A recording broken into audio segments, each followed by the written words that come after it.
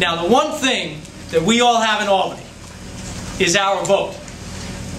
Nobody can take that away. You can mess with the committees, you can mess with legislation, you can mess with parking spaces, you can mess with staff, but the one thing that I have, that Malcolm Smith has, and that Shelley Silver has, and the governor of the state of New York has, I have one vote. And that's the most important tool that we have at our disposal.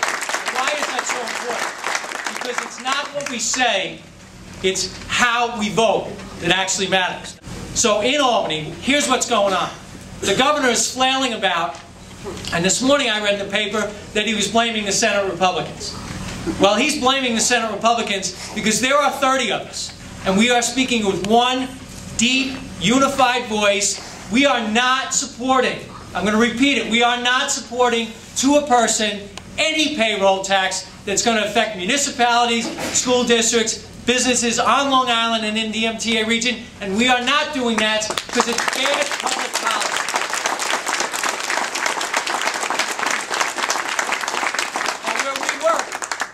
You know we have two houses of government. And I know this is going to sound political. You can interpret it the way you want. I told you we have our vote. Right now, the train is picking up a little steam.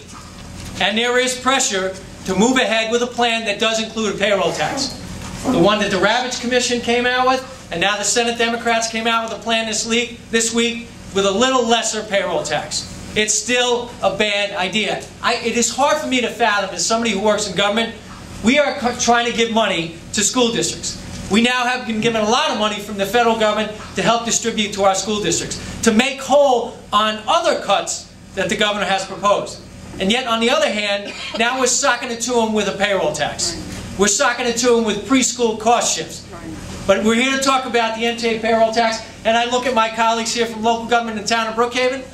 Why in God's name would we be taxing another level of government when the federal government, the President, and the Congress has said that's not the way we want you to do business. We're giving you this money to help, not to go after people and hurt them in other ways. Suffolk County is going to have to pay this, the town of Brookhaven, all our municipalities, all our school districts, all our not-for-profits. It's just bad public policy. Now here's where you make the difference. You're going to have to keep our feet to the fire. Individually and collectively. You do need to make those calls. You need to put pressure on, and as I said, the one great equalizing factor in Albany is our vote.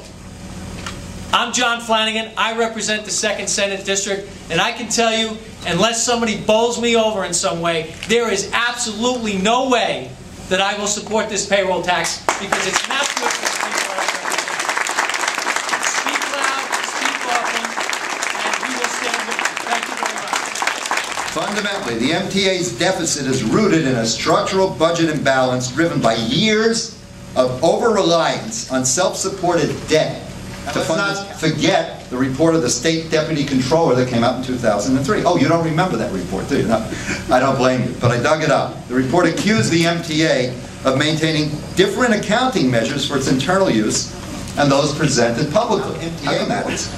There are, according to the Ravitch Commission, 8 million trips a day on MTA entities, bridges, subways, buses, and commuter lines. So, how about this? How about a 25-cent surcharge on every trip?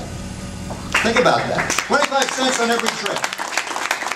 8 million trips. That would generate $2 million a day. And if taxes are the #1 problem, I'm going to submit to you, the money's going the wrong way.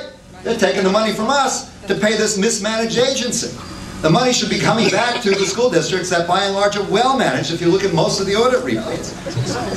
The payroll tax is supposed to raise $24 million from Long Island. We just heard that. I'll tell you, my colleagues and I, other superintendents and some of our business administrators, will volunteer. We'll come and look over the MTA books. I'd say give me 6 to look at their books. I would bet we'll find the $24 million in waste in this agency. We'll come up with another $24 million.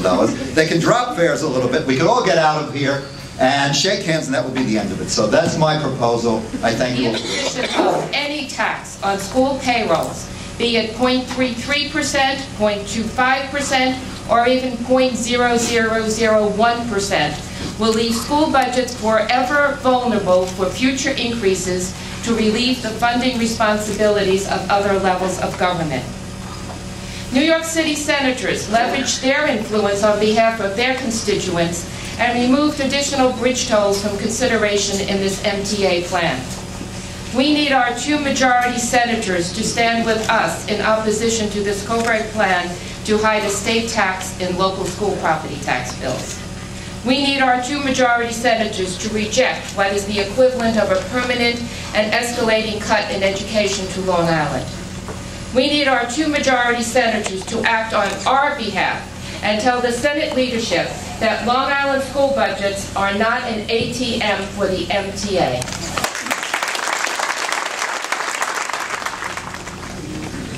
Maybe Senator Flanagan could speak to this, but do you see this as an issue where Republicans are against it and Democrats are for it? I mean, how is it breaking down in the Senate?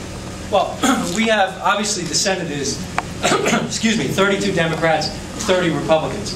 I'm representing to you right here that there are 30 Republican votes that will not support payroll tax. There are 9 senators on Long Island. 7 of them are Republican. We have staked out a position, and we're sticking to it. There are 2 Democratic senators on Long Island, and it's their obligation to exercise their vote in the same manner that we will. That's the only thing we have. I mean, again, I can talk here all day, but when I go to Albany, it's my vote that actually counts. The way I see this going right now, we need a lot more pressure. People need to have pressure put on them, and I think it was Lorraine that said, you know, if you look, the New York City members, there's nothing about tolls, because somehow they got their voice heard within the Democratic conference. Apparently that didn't work outside of the city of New York. And, you know, again, we have made it very clear where we stand, and there's a line right in the sand. We're not going past it. We're not going to support the payroll tax. It's incumbent upon the Senate majority to get off the payroll tax and come up with some other ideas. And let me add one other thing. I want to be clear about something. The governor has talked about negotiations and public negotiations. There are none. Okay, everything's being done in secret, and you know what? They're entitled to do it that way, but we're entitled to let people know what actually happens. The negotiations are behind closed doors. The negotiations are amongst the Democrats, and Speaker Silver and the governor and the Senate Majority Leader have basically said, we don't really need to do this in a public way because, after all, we're all Democrats. So we'll just get it together amongst ourselves. We represent quite a few people in the Republican conference, not only in the Assembly, but in the Senate. So if there's a partisan divide, it is because of the leadership in the New York State Senate coming right from Malcolm Smith and the other Democrats in New York City.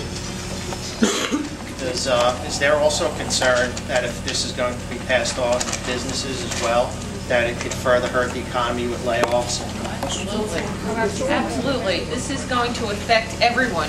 Maybe even more so the small businesses that are struggling, not only to keep their business successful, but to employ their neighbors and the small group of people that depend on them. So it's very far-reaching. Although the school district is the sponsor of this conference today, it affects us on a town level, as was said, as well as the small business.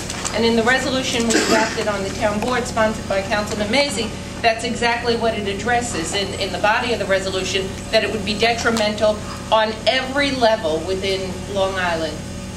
And you know, the other thing too is something that Ron brought up. This is brand new. This has never happened. There's never been a payroll tax. This is the classic, you know, the camel getting its nose under the tent. And I have to use this analogy because I remember just recently seeing the play Little Shop of Horrors. Okay. You know, I'm thinking of this as the analogy. You get the payroll tax in at 0.25%. Then it goes to 0.33, 0.45, 0.50, 0.75. Remember how the plant kept feeding on itself? Okay. This is the Little Shop of Horrors. And it's a bad thing to start because it only gets worse.